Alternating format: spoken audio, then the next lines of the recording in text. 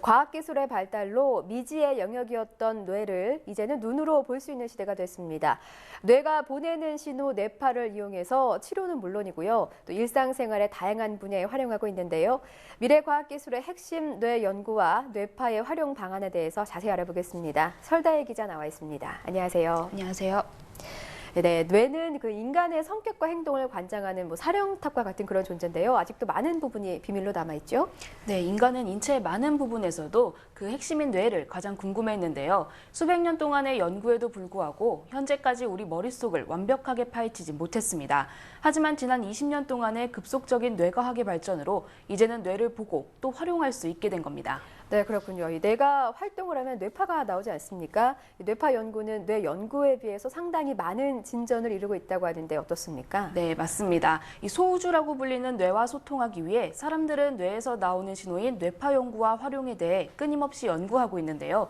이 대표적인 예로 뉴로피드백 활동을 꼽을 수 있습니다. 이 뉴로피드백은 생체 신호를 보면서 스스로 훈련하는 바이오 피드백의 한 종류로 이 뇌파를 조절해 뇌의 이상이나 건강 문제를 해결하는 의학적 치료법입니다. 이 취재 결과 이외에도 뇌파는 다양한 방법으로 응용되고 있었는데요. 뇌의 목소리라 불리는 뇌파, 우리 일상생활 속에서 어떻게 활용되고 있는지 알아봤습니다. 한 여성이 눈을 감고 명상을 하고 있습니다. 얼마 뒤 여성의 주위에 있는 원형 접시의 물에 파동이 일기 시작합니다. 이후 물결이 일며 물방울들이 춤을 춥니다. 마치 초능력을 연상하게 하는 이것은 뇌파 전이 기술 공연입니다. 여성이 쓰고 있는 특수 헤드셋은 알파파와 베타파 등 뇌파와 눈동자의 움직임을 감지합니다. 여성이 쓰고 있는 특수 헤드셋은 알파파와 베타파 등 뇌파와 눈동자의 움직임을 감지합니다. 뇌파를 급격하게 변하게 하면 파동의 성분 차이가 소리 신호로 변환돼 스피커를 울리고 그 위 물의 파동을 일으키는 것입니다. 미세한 어떤 뇌파의 신호의 어떤 특정한 상황을 본인이 반복적으로 연습을 해서 그 작은 신호 차이를 증폭시키는 그 증폭기를 이용해서 그런 물결이 어떤 변화를 한다든지. 인간의 몸을 구성하는 세포와 장기들은 끊임없이 서로 신호를 주고받습니다. 그중 뇌가 보내는 신호를 바로 뇌파라고 부릅니다. 뇌파는 그 주파수에 따라 델타, 세타, 알파, 베타, 감마 등으로 나뉘고 각각은 서로 다른 정신 상태를 나타냅니다. 휴식을 취하거나 몸이 회복기에 있을 때는 델타파가 강하게 나타나고 얕은 잠에 들거나 급속한 피로감을 느낄 때는 세타파가 활성화됩니다. 또 명상 중에는 알파파가 높아지고 활동하거나 집중을 할 때는 베타파와 감마파가 가장 활성화하게 됩니다. 우리가 뇌가 활동을 하면 뇌에 있는 신경세포가 활동을 하잖아요. 근데 그런 신경세포의 활동들이 실제로는 전류의 흐름에 의해서 발생을 하게 되거든요. 그 전류의 흐름이 어떤 뇌의 한 부분에 있는 신경세포들이 동시에 전류를 만들어내게 되면 우리가 밖에서 측정할 수 있는 정도의 신호를 만들어낼 수가 있습니다. 이처럼 최근 뇌파에 대한 이해가 충분히 높아지면서 뇌파를 외부의 움직임으로 연결시키는 이른바 뉴로피드백 연구가 활발해지고 있습니다. 뉴로피드백의 한 종류인 화살 맞추기. 자리에 앉아 헤어밴드를 착용하고 모니터를 바라보면 신호음과 함께 화살이 발사됩니다. 뇌파의 집중도를 이용해 관역의 한가운데를 맞추는 게임입니다. 1분에 발사되는 화살은 모두 5개. 몇 번의 시도 결과 집중했을 때의 차이와 집중하지 않았을 때의 차이가 나타납니다. 자기 현재 뇌파 상태를 피드백해주면서 자기 스스로가 뇌파를 조절하게 되는데요.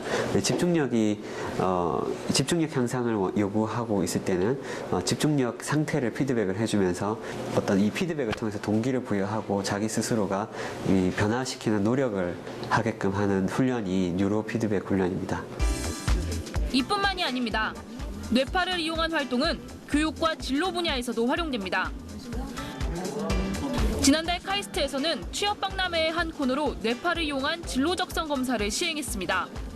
전문가들은 기존에 수기로 작성했던 적성 검사에 비해 훨씬 과학적으로 스스로의 두뇌 상태를 알아볼 수 있다고 말합니다.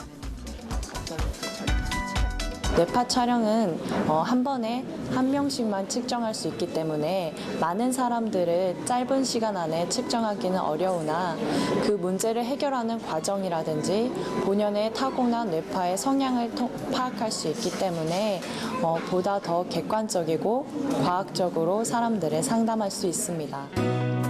또 서울의 한 초등학교에서는 수업의 일종으로 자석을 이용한 뇌파 훈련을 하고 있습니다.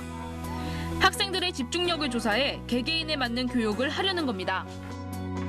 학생들도 흥미있게 수업을 받고 선생님들도 관심을 갖습니다. 이 같은 뇌파 훈련 데이터는 맞춤형 교육을 위한 자료로 사용됩니다. 학교 선생님들이 간단하게 학생들의 집중력을 향상시키기 위해서 또 신체적 활동을 향상시킬 수 있는 그러한 어떤 두뇌 체조와 같은 것을 접목을 하게 되면 쉬는 시간에 잠깐 아이들의 집중력을 향상시켜 줄 수 있는 간단하게 머리에 쓰는 형태로 바뀐 뇌파 측정 기계가 교육과 엔터테인먼트에 활용되면서 새로운 산업과 시장을 형성하고 있는 겁니다. 개인의 주관적인 선호도라든가 이런 정보들을 뇌파로부터 읽어낼 수가 있고요. 그게 가능하다고 하면은 우리가 뇌파에서 읽은 정보를 바탕으로 해서 개인의 집중도를 파악할 수 있으면 그 집중도를 바탕으로 해서 개인의 집중력을 트레이닝할 수 있는 그런 기기도 개발을 할 수가 있겠죠. 하지만 역시 뇌파의 가장 중요 활용 분야는 뇌질환과 관련된 질병 치료와 재활 분야입니다. 한양대학교에서는 뇌와 관련된 각종 질병 치료와 재활을 위한 뇌컴퓨터 인터페이스 연구를 진행하고 있습니다. 뇌컴퓨터 연결이라고 불리는 이 연구는 뇌에서 발생하는 여러 가지 신호들을 측정하고 분석해 외부 기기를 제어하는 신호를 만들어 의사소통하는 메시지를 만들어내는 기술입니다. 전문가들은 연구가 발전하면 가장 먼저 손발이 불편한 장애인들에게 큰 도움이 된다고 말합니다. 우리가 외부와 의사소통을 할 수 없는, 실제로 우리나라만 하더라도 우리나라에서 약 한 10만 명 정도가 언어를 직접적으로 생성할 수 없는 사람들이거든요. 그런 사람들이 언어를 간접적으로 생성할 수 있는 그런 길을 열어주기 위해서 뇌컴퓨터 접속이 연구가 되고 있습니다. 뇌의 목소리, 뇌파의 활용. 끊임없는 연구와 노력을 통해 이제는 서서히 활용되는 분야가 늘어나고 있습니다. 생각만으로 물건을 움직이고 말하지 않아도 의사소통할 수 있는 세상이 21세기 뇌과학의 힘으로 열리고 있습니다. 네, 무척 다양한 분야에서 뇌파가 실제로 활용되고 있는데요. 이 밖에도 어떤 분야에서도 활용될 수 있을까요? 네, 이 뇌파의 활용도가 최근 스마트 기기에까지 옮겨지고 있습니다. 네. 이 생각만으로 전원을 켜고 메일을 확인하고 전화를 하면서 음악을 들을 수 있는 스마트 기기를 개발 중인 겁니다. 지난 4월 삼성은 미국 텍사스 대학 전기공학부와 공동으로 이 뇌파를 이용해 타블렛을 컨트롤하는 모습을 선보였는데요. 이제 생각만으로 모든 것을 조종할 수 있는 시대가 된 겁니다. 네, 그렇군요. 이 미지의 영역인 뇌, 앞으로 또 어떤 능력들을 만나볼 수 있을지 상당히 기대가 됩니다. 이 뇌 연구가 과학기술의 발전 외에도 엄청난 부가가치를 가지고 있지 않습니까? 네, 선진국과의 경쟁에서 뒤처지지 않기 위해서는 과학자들에게도 끊임없는 투자와 지원이 필요해 보입니다. 설레이 기자 수고하셨습니다.